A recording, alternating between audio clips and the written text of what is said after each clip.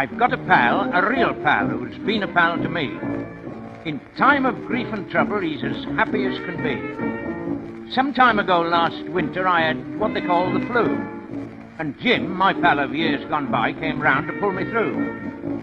He looked at me and sighed and said, "It's all up, that is clear." And he looked at me again and said, "Oh dear, oh dear, oh dear." He said, "You don't half look bad, you don't." I said, "Who do?" He said, "You don't." I said, "I do." He said, "Yes, you do, you don't." And he said, "You won't live long, you won't." I said, "Who won't?" He said, "You won't." I said, "I won't." He said, "You won't." I said, "Why?" I said, "What makes you say so?" He said, "Say so, I should say so. It's £1,000 to one you're going to die. Well, you might last out till Sunday, but you can't live over Monday. So I think I'd better go now." I said, "Aye." Hello, I'm James Cotter, and welcome to I Should Say So, the story of Rob Wilton. In this documentary, I'll be looking at one of my comedy heroes, Rob Wilton.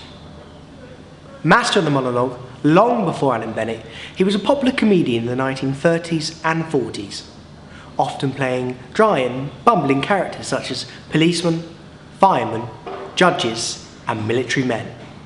His unique style has influenced fellow Liverpudlian Ken Dodd, Les Dawson, and Arthur Lowe, whose many performances can be looked upon as a homage to Rob Wilton. He actually homaged Rob Wilton in 1975 in the live Dad's Army stage show. As a writer and performer of monologues myself, I can understand the skill it takes to make something that looks so simple into something which is genius. Here's a clip of the man himself in action in a sketch entitled "If I Hadn't Been a Bold PC." All right, nothing ever upsets me. I might have been a soldier or a sailor if I hadn't been a bold PC. 5 to 4 on. 5 to 4. Ah, that's right. 1 and 9pence to come. That makes it right. Yes. I'll have to put this book straight, you know. This police business is mixing all my betting up. I don't know where I'm going to... What's this? Wandering Jake. Wandering Jake? I don't know whether that's the name of a racehorse or a murderer. Wandering... Wanted for manslaughter. Oh, it's that fellow we can't find. I don't know where he is. He's, well... And they don't give you much to work on. I mean, you see, there's nothing here. There's no... Description of man wanted. Dressed in brown suit, all except blue serge, coat and trousers. Hair just turning grey. May have turned by the time you catch him.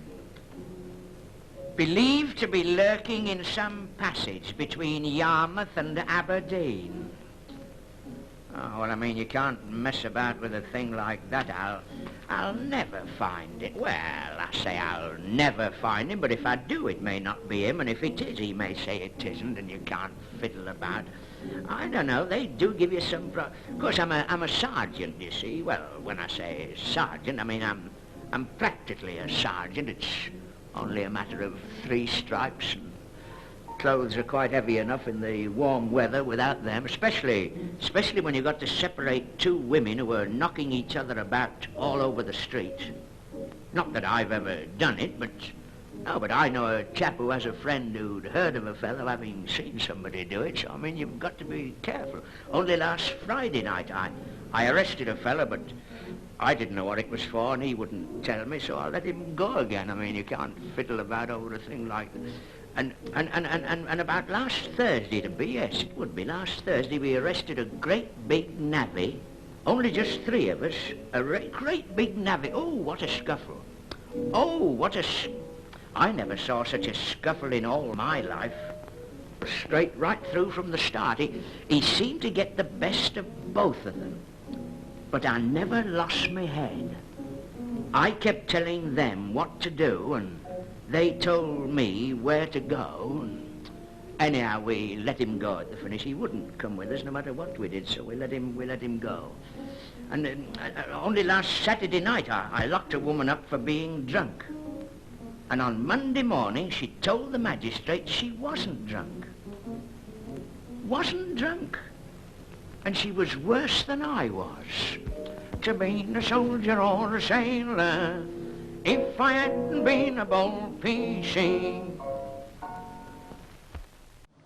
Rob Wilton there, demonstrating all the subtle touches Alan Bennett would be proud of, but giving us a little bit of the variety that era was famed for.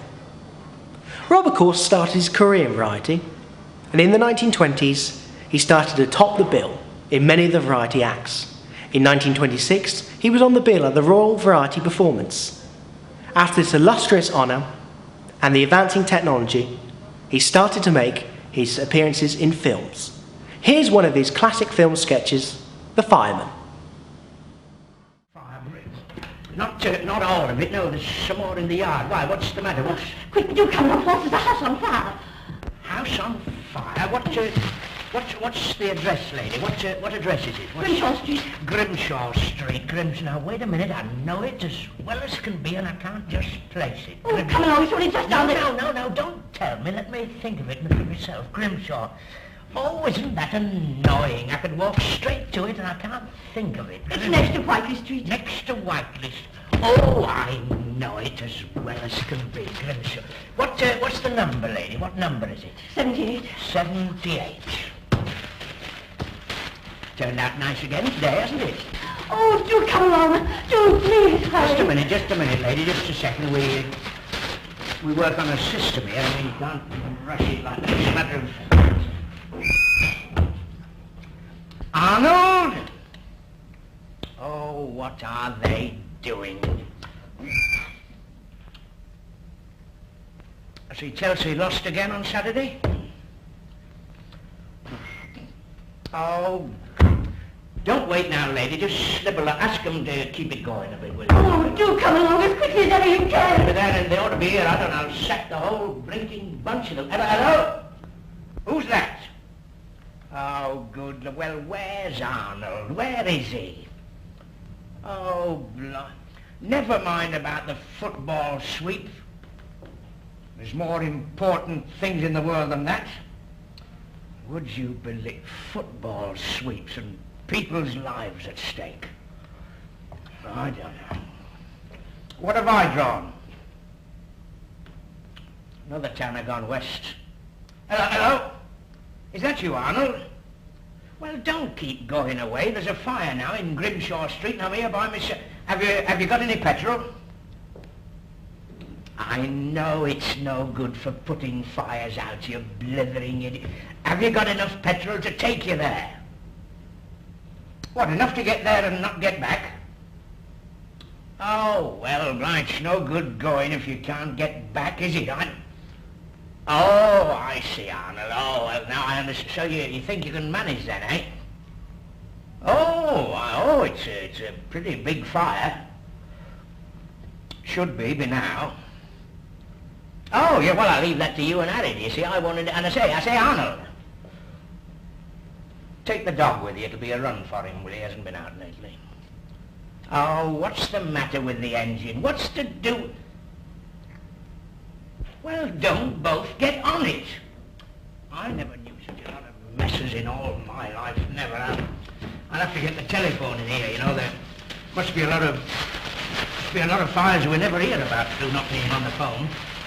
Still, you can't get everything all at once. This place was in a mess when I first took it over. Where's that fire engine coming? The fire engine? You aren't they there yet? It's not starting the meeting with us. Well, they ought to be there by now. They're on the way. I'm afraid it's useless. It'll be too late. Too late? I know. What's that? There they are now. What's that? There's a man speaks down from the engine. Springs down from the engine? He's thrown off his coat and helmet. Thrown off his coat and helmet? He's climbing the ladder. Climbing the ladder? A red-headed man? Oh, yes. That's Arnold. He mustn't climb that ladder. Oh, you're afraid he'll lose his life. He mustn't enter that burning house. You're thinking of his wife and children. He must be prevented at all costs. Why? He's got the sweep money on him.